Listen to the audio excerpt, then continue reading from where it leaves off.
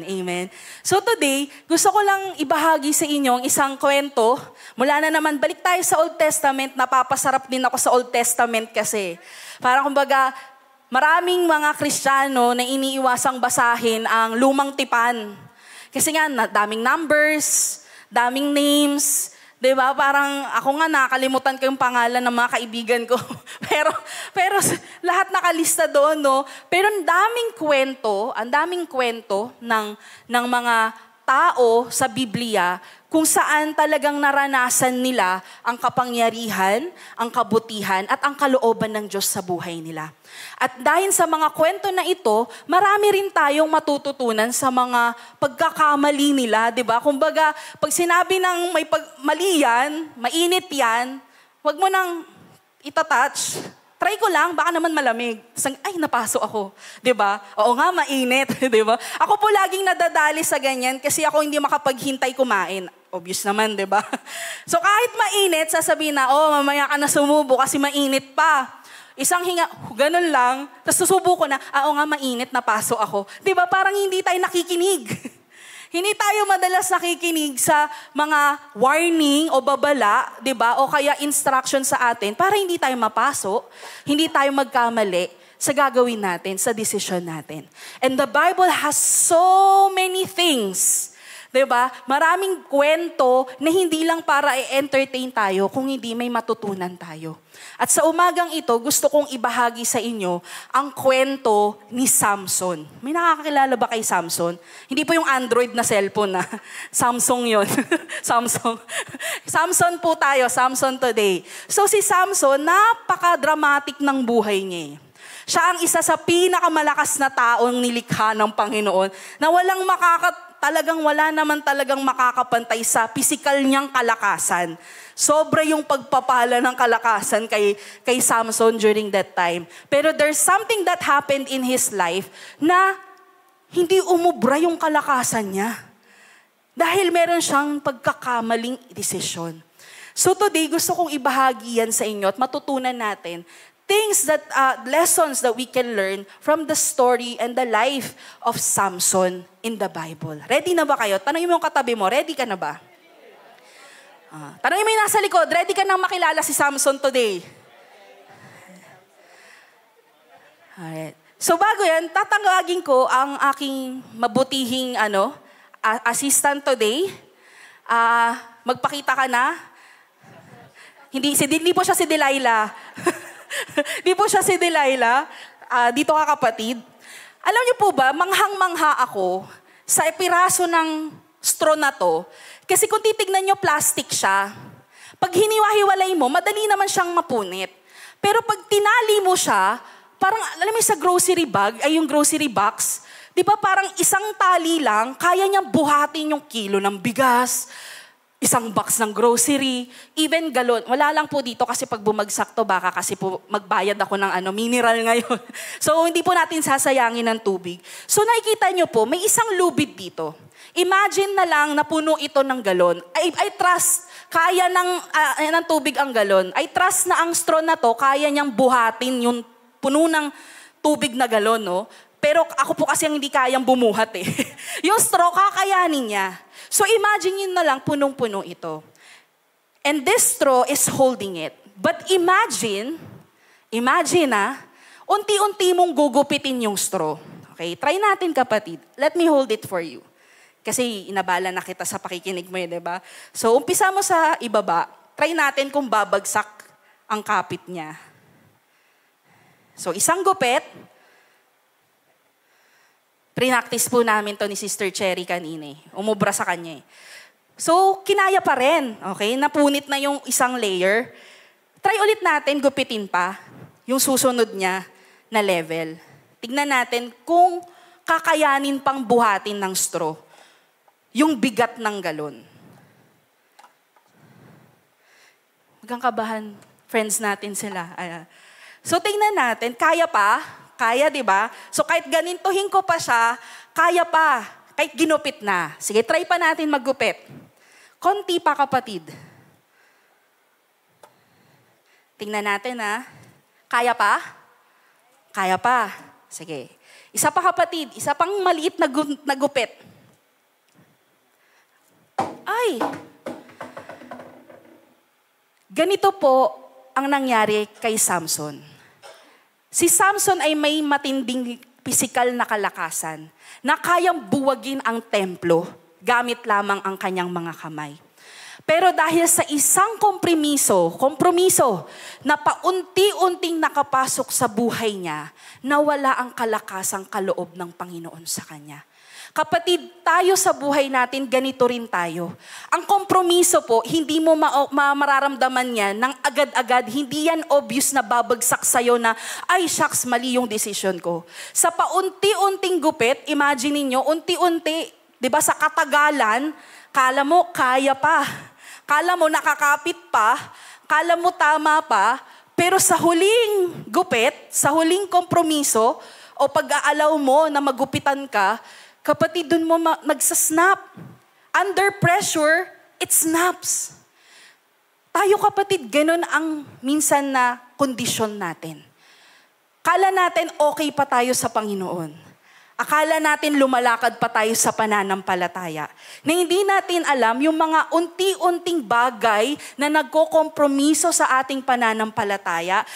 Pwede ka na mo po. Nagkokompromiso sa ating conviction, no? Nai-snap niya yung ating connection sa Panginoon. And that's what happened to Samson.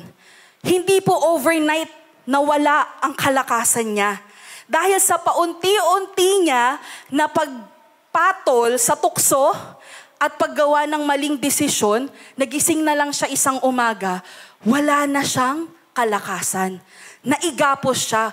Kasi siya kahit na anong gapos sa kanya kapatid, parang sinulid lang na nagaganon niya mabilis. Pag binasa nyo ang Judges 13-16, makikita nyo yung kwento kung gaano kalakas si Samson.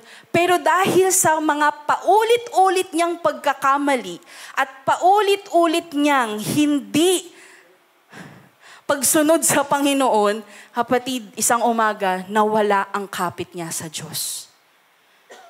So if we're not careful today, kala natin, naniniwala pa naman ako kay Lord so okay pa siguro yun, no? Kasi kilala ko pa si Lord Nakakapagsimba pa ako every Sunday, so okay pa naman siguro ako, di ba? Pero hindi natin namamalayan, we are already compromised. So the question this morning is that, are you compromised? Kompromiso ba ang lubid mo? Nakakompromiso ba ang kapit mo, ang pananampalataya mo? Kasi sabi nga, hindi natin siya mamamalayan agad-agad. Paunti-unti siya hanggang sa makita mo, mag-snap. Ano ba yung snap sa Tagalog? Pumitik, mapatid. At makita mo, lahat ng binuo mo, bumagsak. God's desire and God's plans for you are good. Sabi niya, my plans is to give you hope and a future. Ibig sabihin, bigyan kayo ng pag-asa at magandang kinabukasan. Ibig sabihin, maganda ang plano ng Panginoon sa bawat isa. Pero dahil sa mga choices natin, na kokompromiso ang magandang kalooban at plano ng Diyos sa buhay natin. If we allow the things of this world and the sin that is lurking around us to cut into our lives. And then makita mo na lang, magigising ka, shucks, parang hindi na ako nagsisimba, isang buwan na. That's compromise. Because of compromise. Kapatid, your destiny is only as strong as your decisions. Sabi, ang papupuntahan mo ay magiging kasing lakas lamang ng magiging desisyon mo ngayon. Hindi pwedeng maganda ang kinabukasang gusto mong makita, pero hindi ka nag-aaral ng mabuti. Hindi ka pumapasok sa eskwela. Gusto mo makakuha ka ng magandang trabaho in 5 years and 10 years, pero nangongopya ka, okay na, kahit ma-expel ako.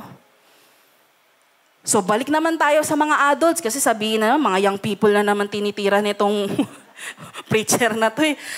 Di ba? Mga adults, di ba? Tayo minsan, pag may bayarin, okay lang yan, 1 buwan lang naman. Tapos next month, ang taas na. Siyempre, mayroong balance ka, previous balance. Sige, unti ko lang muna.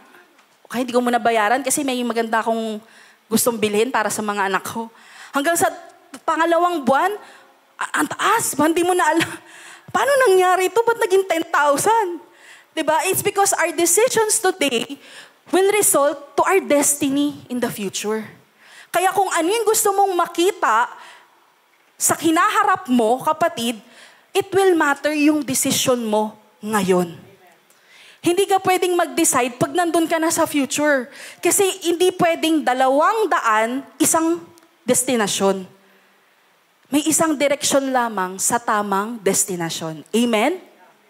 So, today, we're going to walk through sa buhay ni Samson, sa storya niya, sa buhay niya, at matututunan natin today, paano natin malalaman kung nakompromiso na ba tayo? Paano mo malalaman na, may nakaputol ng lubid ko.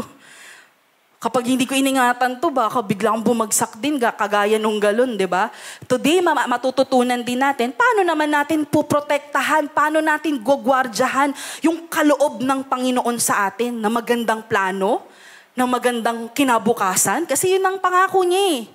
Nainiwala ba kayo sa pangako na yun? Kasi mahal ka ng Panginoon, ayaw niyang magdanas ka, di ba, ng lubog mo, ikakapahamak mo, kapatid. And today, we're also gonna know how to find our way back kung tayo ay bumagsak. That's the good news. Hindi lang natin pag-uusapan yung mga paraan paano tayo bumagsak o ano yung mga ginagawa natin na magpapabagsak sa atin. We're also gonna learn from his story paano siya nakabalik. Paano siya naka-align muli, na-realign, na-restore sa Panginoon. Ready na kayo? Ready? Sige, kung ready ng lahat, let's pray. Father God, we thank you for today. We thank you for your heart for all of us. We thank you that you desire for us to be in a good place, oh God, to be in your presence, Lord, so that we will be in alignment to your will for all of us. God, I pray this morning that you will speak to your word through the move of the Holy Spirit in this place. And I pray, Lord, that your word will bring enlightenment into our lives and will bring conviction into our hearts. God, we thank you that as you convict us, it's not to condemn us or to judge us, but to restore us to the plans that you have for all of us. So God, big praise and big glory to your name. In Jesus' name we pray. Amen. So may 4 na elemento ang buhay ni Samson o ang kwento ni Samson. Una sa lahat, yung panawagan, the call. 4 na silang ito natatandaan nyo ngayong umaga. The call. Kailangan nating maintindihan na merong divine purpose ang bawat isa. Pag sinabing divine, godly. Makadiyos. Bakit makadiyos ang layunin o hangarin sa buhay natin? Dahil lang Diyos ang lumikha sa'yo. Tama? Kung techie ang nag-create ng isang gadget, pang technology use yan. Tama? So kung godly ang nag-create sa isang tao, for godly use yan. So each of us, whether you know the Lord or not, you are called for a divine purpose. We are all called. Hindi lang po yung mga tumatayo sa pulpito, umaawit sa pulpito. Hindi mo kailangan maging mataas ang boses katulad ni Sister Beron. Bago ka sabihin, I called ako. Hindi. Lahat tayo, kapatid, tinawag ng Panginoon para sa isang magandang layunin. May purpose si Lord sa life mo. Sabi mo sa katabi mo, may purpose si Lord sa'yo. In Judges 13, as we start, nagagmagana ba yung clicker ko? Saan ko ba ituturo? Sumasay. Hindi ko alam kung saan angulo eh. So let's read Judges 13 verse 5. 1 to 3, read. You will become pregnant and have a son whose head is never to be touched by a razor because the boy is to be a Nazirite dedicated to God from the womb. He will take the lead in delivering Israel from the hands of the Philistines. In short, kapatid, from before birth, bago pa ipanganak si Samson, siya ay itinalaga na ng Panginoon Set apart. Ibig sabihin, tinawag na siya para maging deliverer ng Israel. Pag sinabing deliverer, tagapagligtas. Tagapagligtas nila sa pagpapahirap sa kamay ng mga Pilisteo. So at that time, kapatid, merong purpose sa buhay ni Samson, at ang sabi, itong ulo niya hindi dapat pwedeng mahawakan. Hindi pwedeng magupitan ng buhok. Kasi ang sabi niya, magiging Nazirite siya. Sa Tagalog, Nazireo. Hindi Nazareno, Nazireo. Ang Nazareo, kapatid, ito yung mga tao, mga individual na tao na dinededicate nila yung buhay nila, nangangako sila na ang buhay nila ay para sa Diyos. So ibig sabihin, may mga sacrifice sila, may mga choices sila sa buhay nila na nagpapakita ng dedikasyon nila sa paglilingkod sa Panginoon. Kaya nga ngayon nakakalungkot kasi naging religion yung dedication natin kay Lord eh. 'Di ba? Nakikita natin sa ibang relihiyon hindi talaga nagpapagupit ng ano. Kasi pag pinagugupitan sila, mawawala si Lord sa kanila. Kasi yun na, 'di ba? Bawal ganito kasi kailangan pure ka, 'di ba? Hindi nakikita yung balat mo, hindi nakikita yung naging religion siya. Pero at that time, the heart behind it is because his life wants to be dedicated to serve God. Kaya nga po dito sa atin, hindi po tayo nagbabautismo ng mga bata, nagde-dedicate tayo ng mga bata. Because we understand as the Lord formed us in the womb, we are for God's use. Kasi hindi naman tayo pinanganak, di ba? Imagine kung si Pastora Gina, ilan po ang anak ni Pastora Gina? 4. So imagine niyo 4 na beses nanganak si Pastora Gina. Paano kung pinabayaan niya lang lahat sila sa ospital pagkaanak? Bahala ka na sa buhay mo. Basta ang purpose ko, iniri kita, create kita, ako nang di ba? Ako nagpanganak sa'yo, bahala ka na sa buhay mo. Wala naman sigurong ganong magulang, di ba? So ang gagawin ng magulang, anong plano niya para sa bata? Papakainin niya, papalaguin niya, tuturuan niya, didisiplinahin niya, pag-aaralin niya para magkaroon ng magandang buhay, di ba? Maging malusog, maging safe. May plano ang magulang. So same thing with us. God will not create you and just abandon you for you to do what you wanna do. Do you hear it, church? Hindi tayo pwedeng, buhay ko naman to. No. Our life is not our own. Sabi, it's the Lord who gives, it's the Lord who takes away. Napakadaming balita na yung parang, actually, we just came from a funeral service last Tuesday night. It was so sudden, last minute po siya na nag-request. It's one of our church mates in Cebu. And nag-request siya ng last minute na funeral service for her boss from Cebu. Kasi nagbabakasyon lang siya dito sa Maynila. So happens na while they're celebrating yung birthday ng anak niya, nag-heart attack siya. So lahat sila sa Cebu nagulat kasi may mga plano pa sila sa opisina. Ang isip lang nila, magbabakasyon ka, babalik ka, then we're gonna continue with our plan. So yung sudden death, hindi planado ng tao yun, kapatid. Hindi niya sinasabihan, pag maulan, doon ako mamamatay. Hindi, kapatid. None of us know when we're gonna die. It's the Lord who gives, it's the Lord who takes away. Kaya hindi natin pwedeng sabihin, buhay ko to. Sa akin to, pag-aari ko to. So gagawin ko kung ano, YOLO, di ba?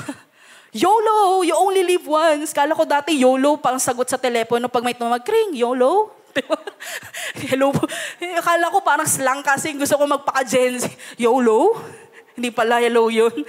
You only live once.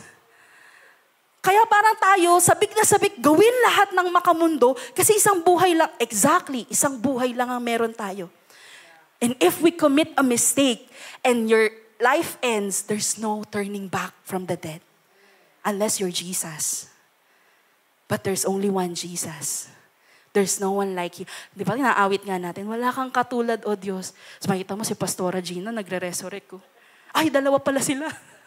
Wala, kapatid. Only Jesus can resurrect from the dead. So you only live once. Make the right choice today. Sabi mo sa katabi mo, make the right choice today. We are to dedicate our life to God, the one who created us. Not for religion, but because it's our heart's desire. Because we know, we acknowledge that everything that we have, everything that we are, is from the Lord. From the Lord. Even your future comes from the Lord. Kung may future pa tayo. Kasi yun yung tanong di ba? So our future comes from the Lord.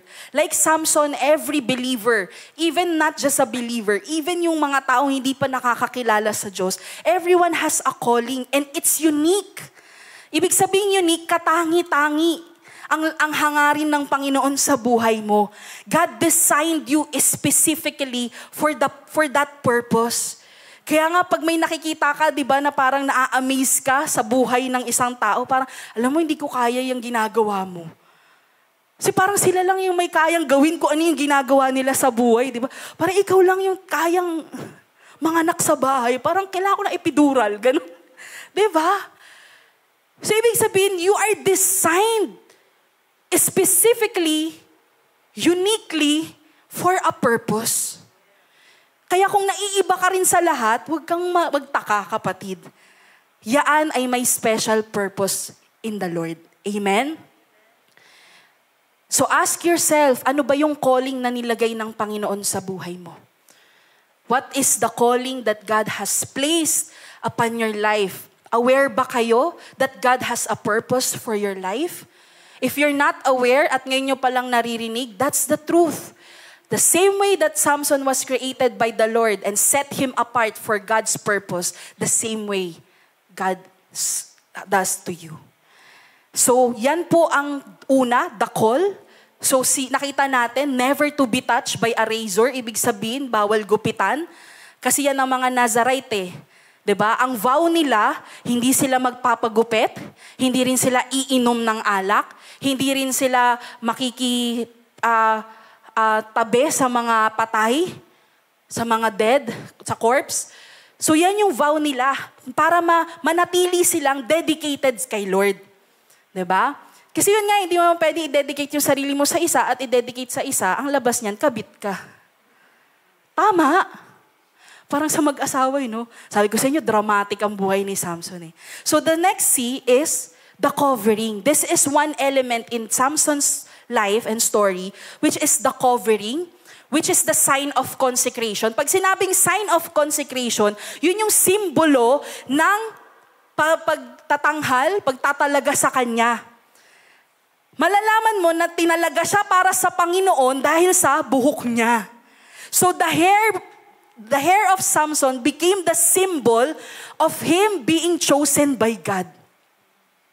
Kaya pag nakita nyo may mga mahaba noon, Nazareo to, para sa Panginoon yan. Bawal yan sa madumi. Bawal yan sa makamundo. Bawal yan mag-inom. Huwag yung yayayain yan sa birthday ni kumpare. Nazareo yan, di ba? So may kita mo, may simbolo. May marka ang mga pinili at hinirang. Ngayon kapatid, hindi nagpe-play favoritism ang Panginoon. Hindi siya magsasabi na, gusto ko yung blonde. Gusto ko yung short hair, katulad ni Sister Vance. Hindi. Doon lang ako mamamatay para sa mga nakasalamin. Paano naman ako hindi nakasalamin, Lord? Hindi siya nagpe-play ng favoritism, kapatid. But the mark that we get is the Holy Spirit in us.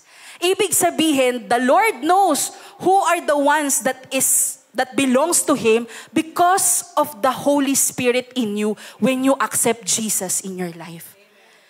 Because that's what happens, kapatid. Kung hindi mo kilala si Lord at ngayon nakikilala mo siya at ngayong umaga nagdesisyon ka na, Lord, naniniwala ako sa iyo na ikaw ang lumikha sa akin at may magandang plano sa akin, na ikaw ang dumating dito sa lupa para iligtas ako sa mga kasalanan ko at bigyan ako ng bagong buhay. Lord, today I give my life to you. The moment you give your life to God, you gain His Spirit in you.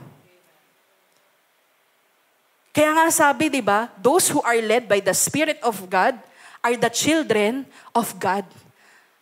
The children of God are the only ones that belong to Him. The covering. Pag sinabing belong ka kay Lord, yung covering na yan, kapatid, hindi lang yun yung covering na kailangan nakaganon din tayo. Kasi naging religion nga eh. Kailangan may balot yung ulo kasi bawal makita. Mga pinili kasi kami. Hindi. Pag sinabing covering, it's the protection of God. Kaya young people, you have a home for a reason. In most cases, hindi ko po ini-invalidate ang experience ng iba. Maaring you've grown up into an imperfect home with imperfect parents at hindi nyo na-experience ito. But in most normal cases, there is a home for your safe refuge. Kasi kung wala, nasa labasan ka lang, ngayong umuulan, kung homeless ka, basa ka. Wala kang proteksyon, walang mag-aalaga sa'yo, walang magpapakain sa'yo, walang mag-aaruga sa'yo kung wala kang tahanan. Amen? So, ibig sabihin kapatid, the covering of God protects us, keeps us safe, sustain us. And if we go outside the covering, kapatid, hindi naman umaalis ang Panginoon eh. Diba? Tignan natin sa nangyari kay Samson. Sabi, ito ang senyales ng pinili si Samson. Sabi, the Spirit of the Lord, what? Came powerfully upon him, so that he tore the lion apart with his bare hands. Wow. Mas malakas pa to kay Brother CL kanina. Kanina may gunting na, hindi pa rin mapatid yung yung lubid. Eto, leon ang pinupunit, kapatid, ng kamay niya lang. So imagine niyo yung physical na strength talaga ni Samson. Sabi niya, his bare hands as he might have torn a young goat. Hindi lang pala leon, pati kambing. Sabi niya, but he told neither his father nor his mother what he had done. So ibig sabihin, makikita mo ang sign that the Lord is upon you when there's power. Kaya nga, even Prophet Isaiah, di ba sinabi, the Spirit of the Lord is upon me, anointed me to heal the sick, to heal the brokenhearted, to set the people free. So kapatid, yung kapangyarihan na yun, hindi dahil sa buhok ni Samson. Ang kapangyarihan, yung kalakasan ni Samson ay dahil sa Panginoon sa buhay niya. And us, if we are in the Lord, there's nothing that we cannot overcome. That's faith. The more you continue to stand firm in your faith, kahit may leon, kahit may kambing na nakakainis, di ba? Sino ba yung nakakainis na laging nasa tenga mo na bumubulong na, pangit, di ba? Baka naman magalit kayo sa mga kambing. Di ba? Imagine niyo, every day we go through trials and testings na iniinis ka talaga. Pero because the Lord was upon him, you had the power. The same way with you. If you have the covering of God, there's nothing impossible. There's nothing that you cannot overcome. Not even Satan can overcome you because of the power of the Lord upon you. Gusto nyo ba yun? Na sa lahat ng pagdadaanan nyo sa buhay nyo, ng pamilya mo, di ba? Na nagtatagumpay kayo. Kahit sinusubok kayo everyday, lagi nyong nalalagpasan, one test at a time. Gusto nyo ba yun? Then let the Lord bring covering to your life. And here's the promise of God.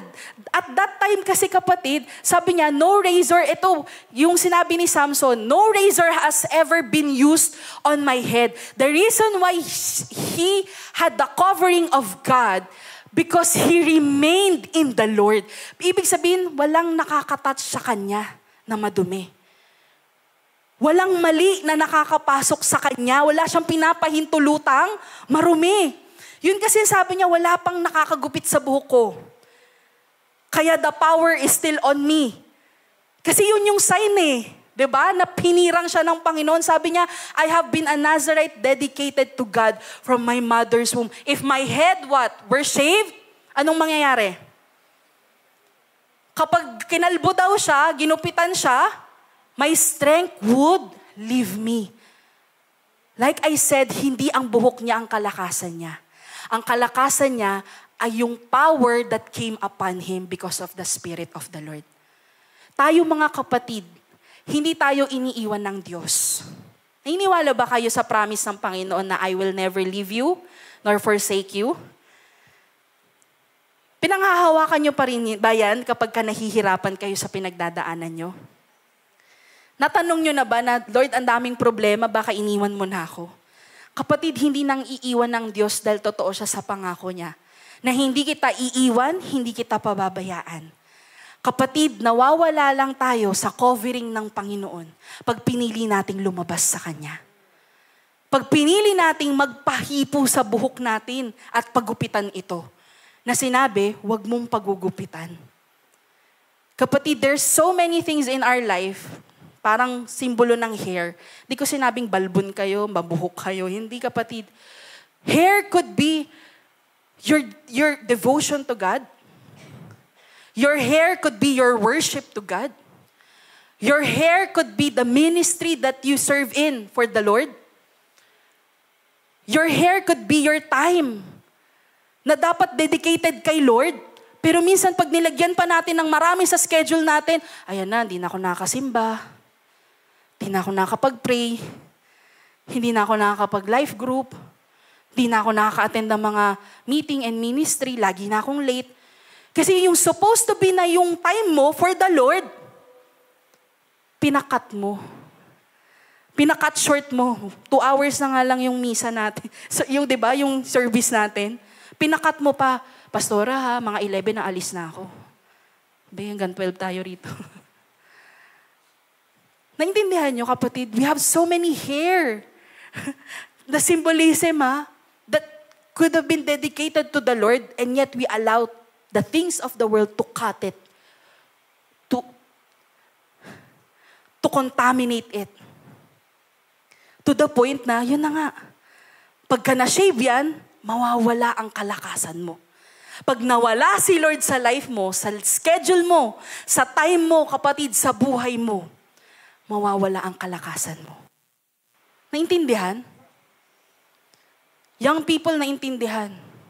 When you lose God, you will lose more. But if you lose 1 hour, 2 hours for the Lord, you will gain a lot. So make sure whatever is cutting your time, your devotion, your worship, your commitment, your faith, sinong nagkakat niyan, kapatid, compromise yun. Nako-compromise ka. So, ask yourself, kapatid, ano yung mga covering sa life mo, yung commitment mo, yung spiritual discipline mo. Kung every 3 p.m. nagpe-pray ka, kailangan i-dedicate mo kay Lord talaga yung time. Kung yan lang yung time na meron ka for the Lord. Huwag mo nang ischedulean ng, kasi in-invite ako for a date. Manonood daw kami ng sine, minsan lang naman papalabas yung Mission Impossible, so papanoorin ko.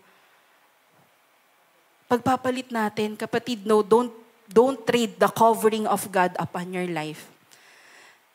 Kasi kapag ikaw ang lumabas sa protection ng Panginoon, yun nga, mas mabilis kang madadapa, mas mabilis kang babagsak, mabilis kang mawawalan. Amen? The third thing, sabi dito, the cost.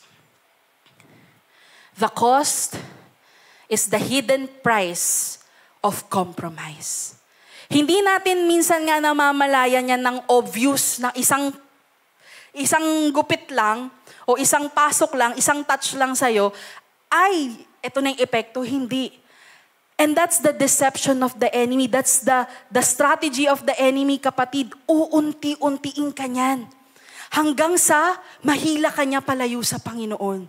Kapatid, sabi dito, in Judges 16:9, this is the time na in love si Samson kay Delilah. Kilala niyo po si Delilah? Hindi po siya yung kanta.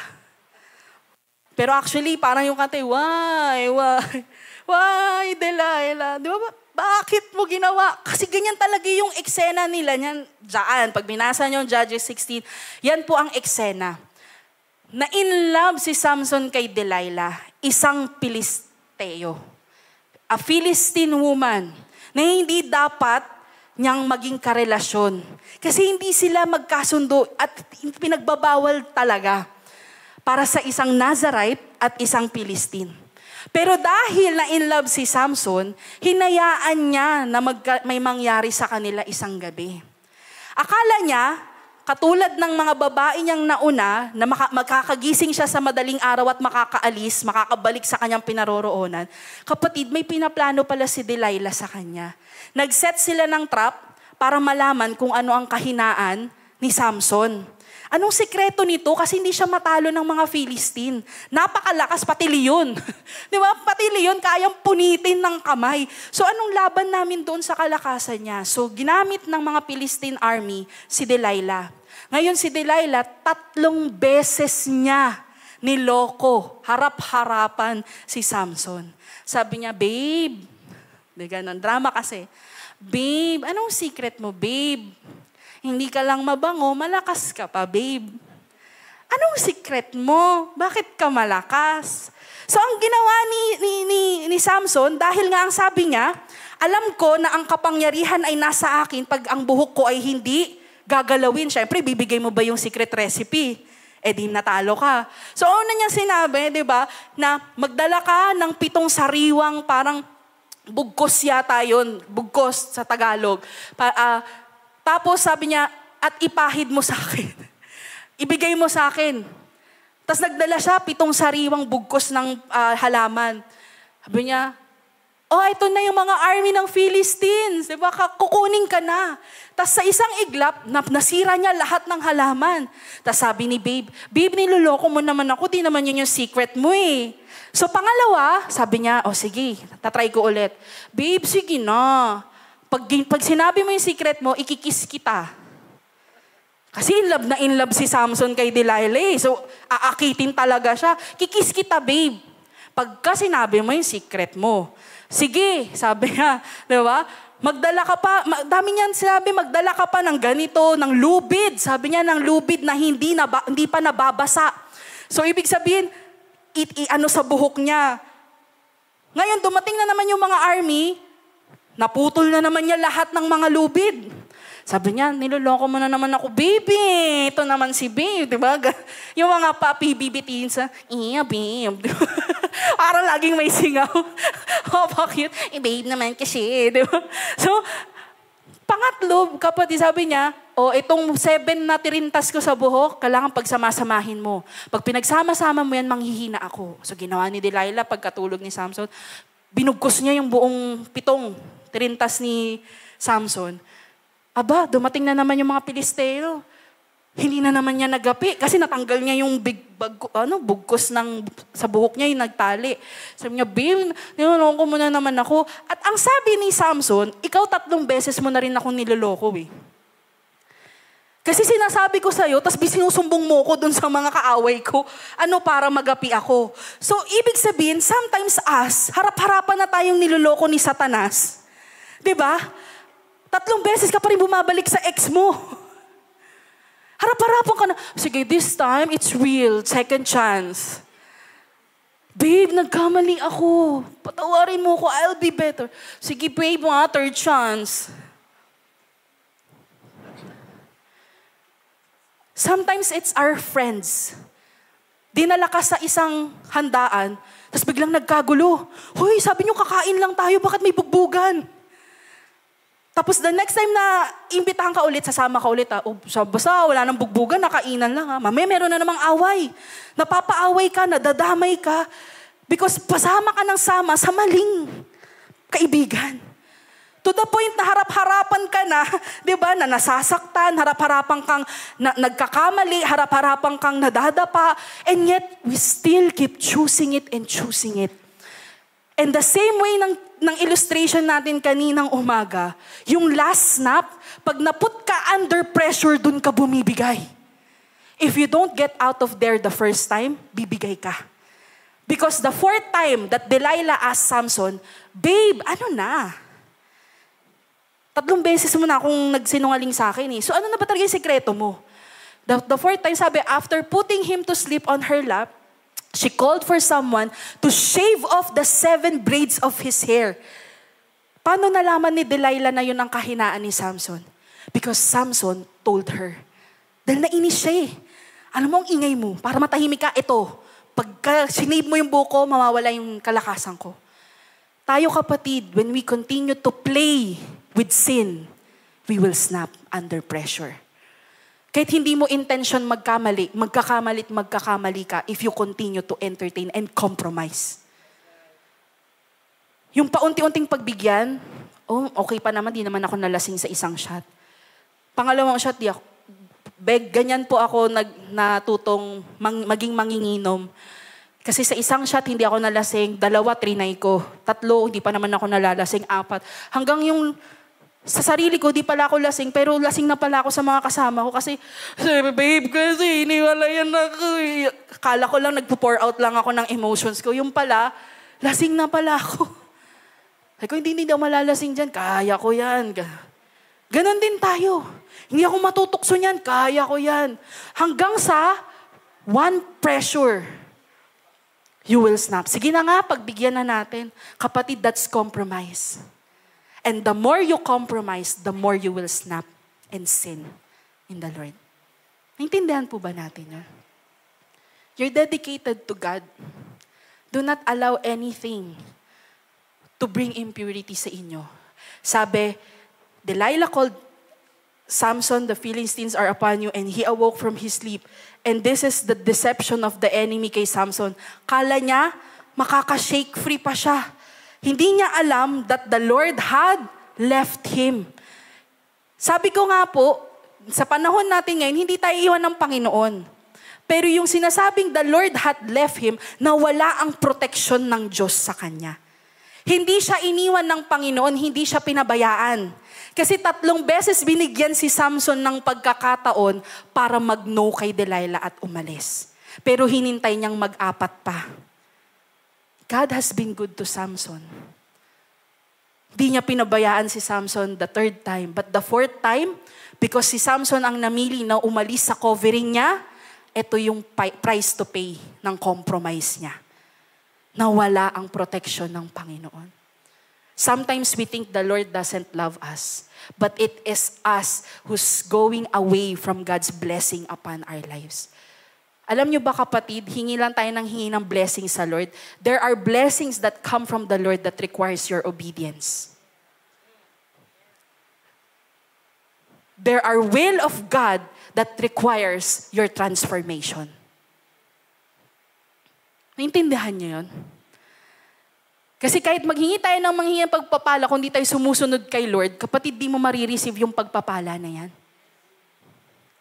Or unless may mabago sa'yo, magkaroon ka ng kapayapaan, Lord, give me peace, pero nagre-revenge ka, hindi ka nagpapatawad, paano ka magkakaroon ng kapayapaan kung walang pagbabago sa puso mo? Naintindihan? And sometimes we think, the Lord doesn't love us, gusto niya lang lagi akong galit. Hindi! The Lord wants to give you peace. The Lord wants to heal your broken heart.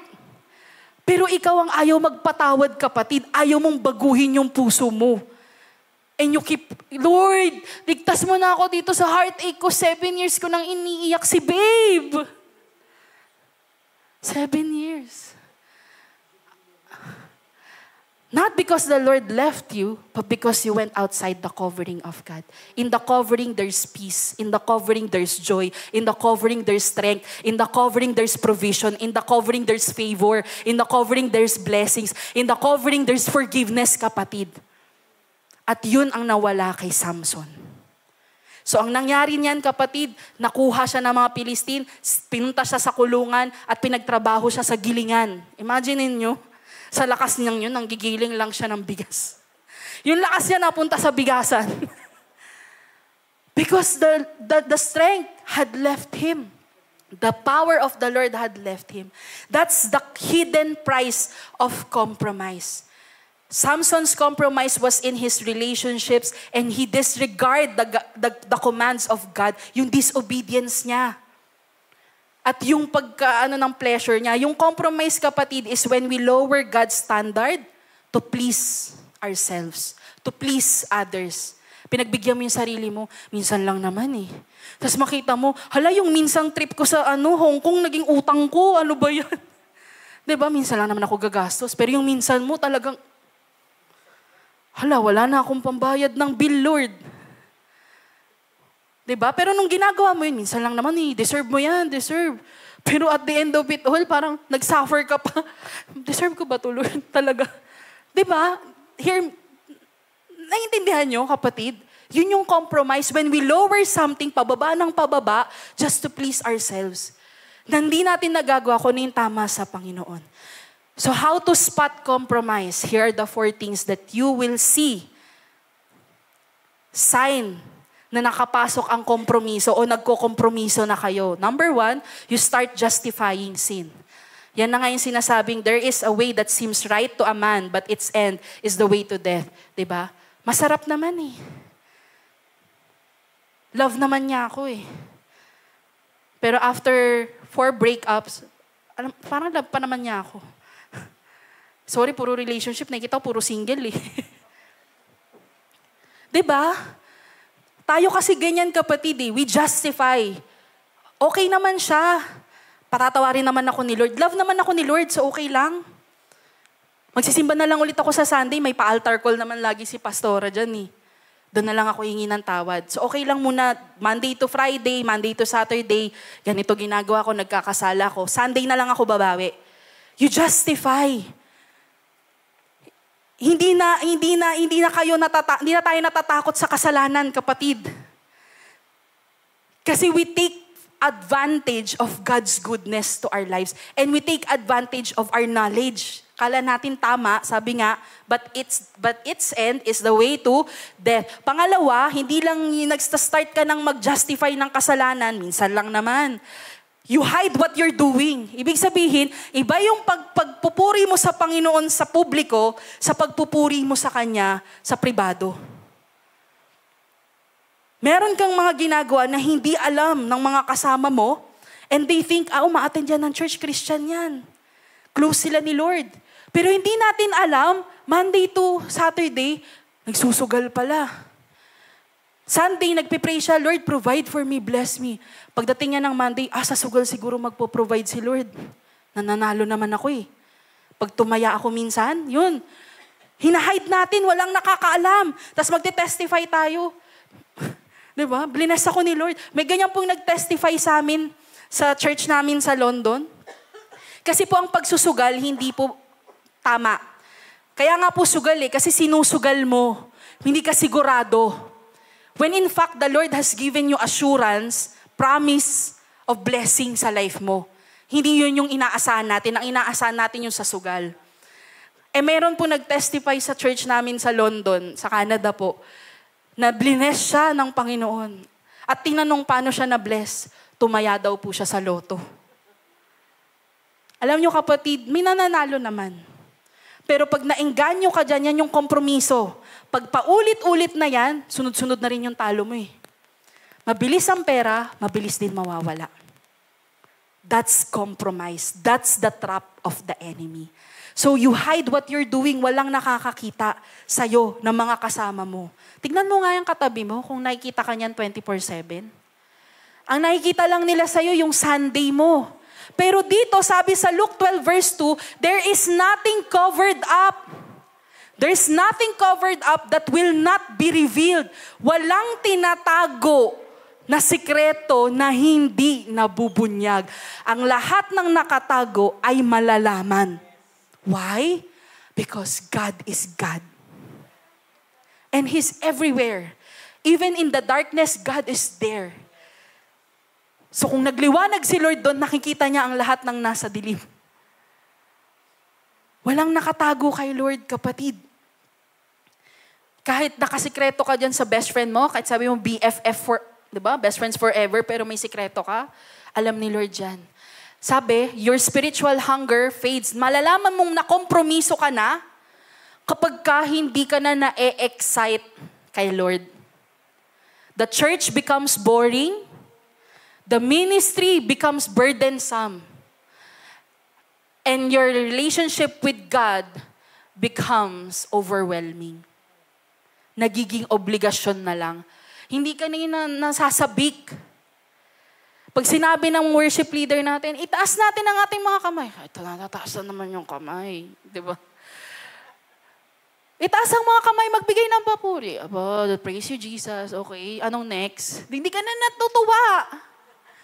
Pag sinabing, gumising ka, magsimba na tayo, para ka pang inaapi pag niyaya kang magsimba. Ako naranasan ko kasi yan, nagtutulog-tulugan ako dati nung bata ako.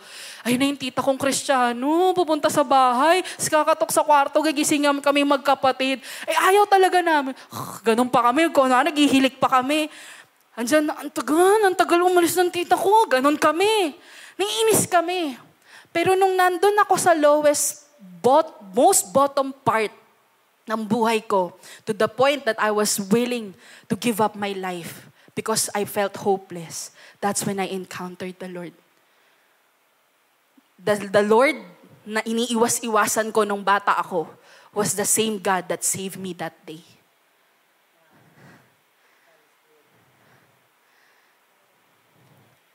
The same God na talagang nilalait-lait ko. Ayan na naman yung mga hallelujah, praise the Lord. Was the same God that changed my life, that gave me hope.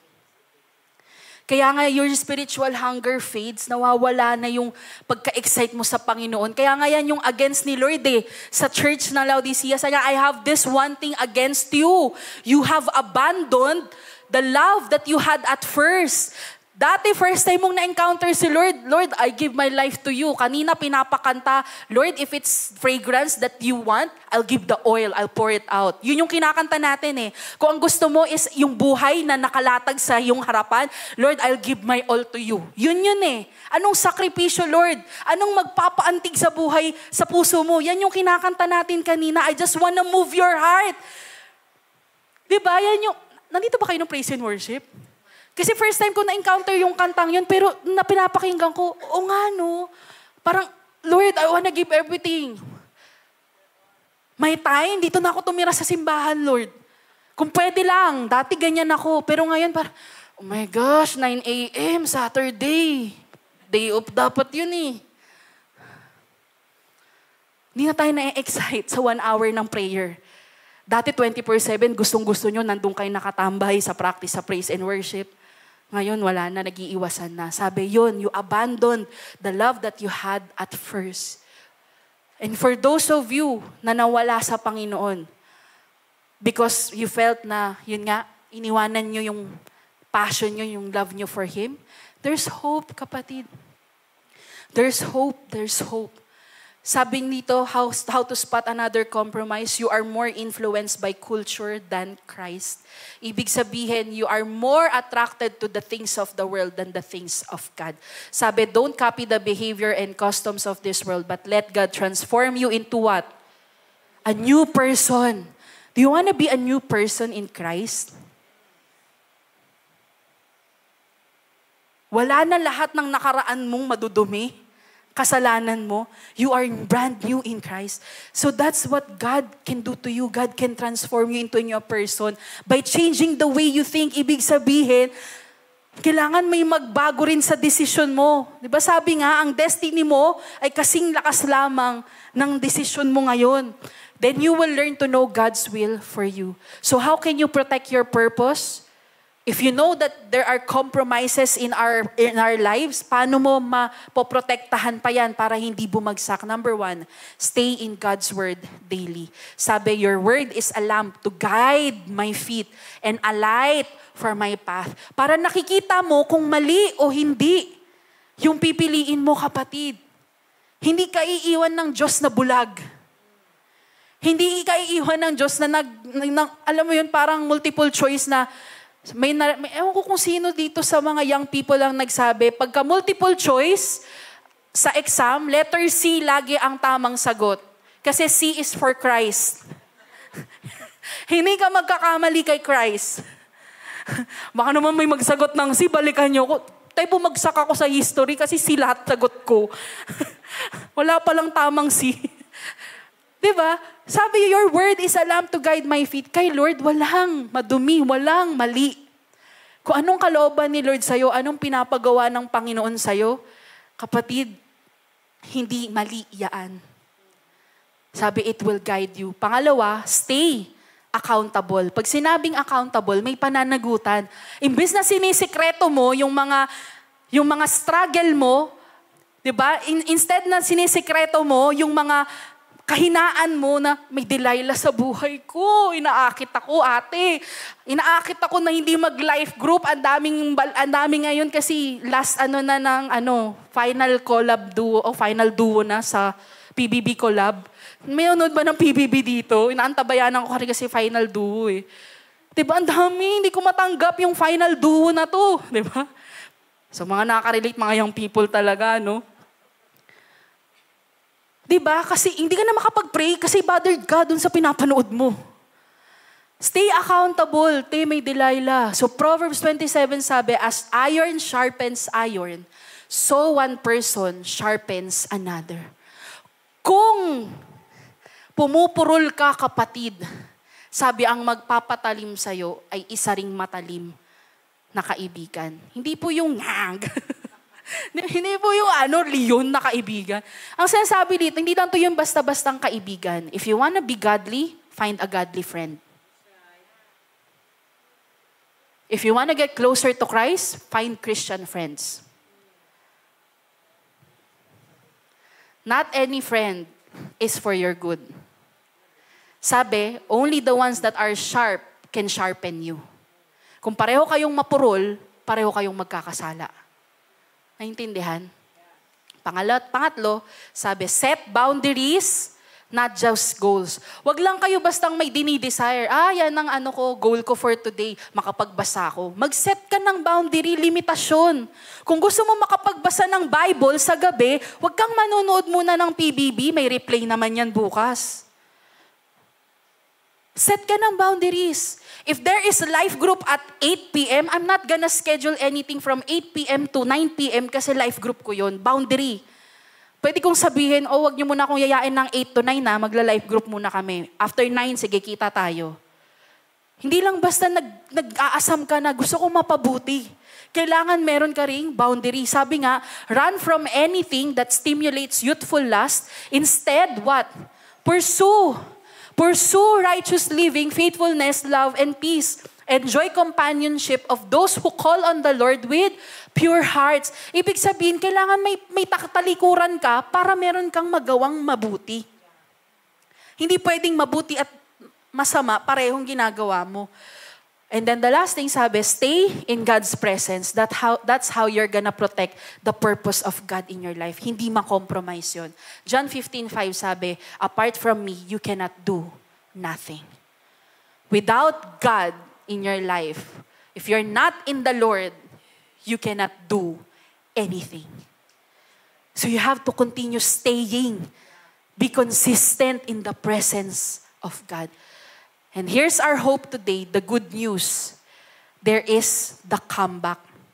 In Samson's life, hindi po siya hinayaan lang ng Panginoon na maiwan sa kulungan at gumiling-giling doon sa bigas. 'Di ba? Sayang naman yung lakas na binigay ko sa'yo kung panggiling ka lang ng bigas. Something happened in Judges 16 verse 22. Sabi, while he was, grinding grain, the hair on his head began to grow again after it had been shaved. That's the message of hope this morning, kapatid. Sometimes in our lives, we fail, we make mistakes. But there is always hope after failure. Sabi, while you are going through the consequences of your choices, God's grace is still there and He will allow you to accomplish God's purpose in your life. Sabi, it began to grow. Yun yung sign that He's chosen. Ibig sabihin, nandun pa rin ang Panginoon sa kanya. Diba? Na kahit nagkasala siya, nandun pa rin ang Panginoon. At ang sabi, umiyak si Samson ng matindi. Ito ang kanyang huling panalangin, kapatid. Sabi niya, then Samson prayed to the Lord, Sovereign Lord, remember me. Please, God, strengthen me just once more. Sabi niya, Lord, bigyan mo ulit ako ng kalakasan, minsan pa. And let me, with one blow, get revenge on the Philistines for my 2 eyes. Kasi ang ginawa sa kanya ng mga Pilisteo, tinanggalan siya ng mata eh. Para wala na talaga siyang makita. Hindi niya na malaman kung nasan yung mga kalaban niya. Pero at that time, ang sabi niya, Panginoon, alalahanin mo ko. Ako to si Samson. Ako to yung tinawag mo nung una. Sabi niya, bigyan mo ko ng kalakasan sa huling pagkakataon para lang makaganti ako sa mga kaaway natin. Sa mga kaaway ko. At alam niyo ba, pag tinapos niyo yung chapter ng Judge 16, ang sabi, then Samson with one push, sabi niya, iidantay niyo ko sa poste, 2 matinding poste na sumasalo sa buong templo, sabi niya, para makasandal ako. Kasi sabi niya, wala akong kalakasan eh. Pero ang ginawa niya, nung nandun siya sa 2 poste na haligi, nung templo na yon, isang push niya, bumagsak ang buong templo, namatay lahat ng mga Pilisteno. Ang nakalagay sa record ng Judges 16, he killed more than kung kailan buhay siya. Namatay siya kasama ng mga Pilisteno, pero mas marami siyang nagapi na kaaway nung namatay siya. What I'm saying is that you don't need to wait for your death before you come back to God. Hindi mo kailangang huling hininga mo na, tsaka lang magkukumpisal, tsaka lang babalik, Lord, patawarin mo na ako. Kapatid, now that you have still strength, now that you still have a bright future ahead of you, now is the time to come back to the Lord. Kasi kapatid, sabi dito sa Romans 2:4, don't you see how wonderfully kind, tolerant, and patient God is with you? Does this mean nothing to you? Can't you see that His kindness is intended to turn you from your sin? The hope of restoration because of God's grace, because of God's kindness sa buhay mo, God's patience for your life is when you repent to Him. Sabi niya, ang kabutihan ng Diyos, ang hindi pa niya pagpaparusa sa atin ngayon, kapatid, ay hinihintay tayo ng Diyos na bumalik sa Kanya. Because only God can restore you from a failure to a champion. Only God can restore your mess into a message. Para meron kang encounter of the Lord's power and goodness in your life, we need to repent. We need to come back. Kapatid, yun po yung sinasabi na intended to turn you from your sins. That's repentance. So how can we find our way back to Jesus even if we have fallen? And I know many of us here are already assessing ourselves. Na-compromise yung love life ko, na-compromise yung purity ko, na-compromise yung ministry ko, na-compromise lahat. Even if we have fallen, even if we have sinned, even if we have made a mistake, kapatid, we can find our way back to Jesus. The first one is reflect. Admit where you are. Are you close with the Lord or are you far from Him? Are you consistent with your worship with God or not? Are you reading your Bible? Are you praying? Do you still believe in the Lord? Admit where you are, reflect. And when you reflect, wherever you are, turn away from that. Sabi, repent. When you see where you are, if you are not in the Lord, if you are not walking with the Lord, malayo masyado yung mga ginagawa natin, nako-compromise tayo, call on God for mercy. Sabi, He is faithful and just to forgive us.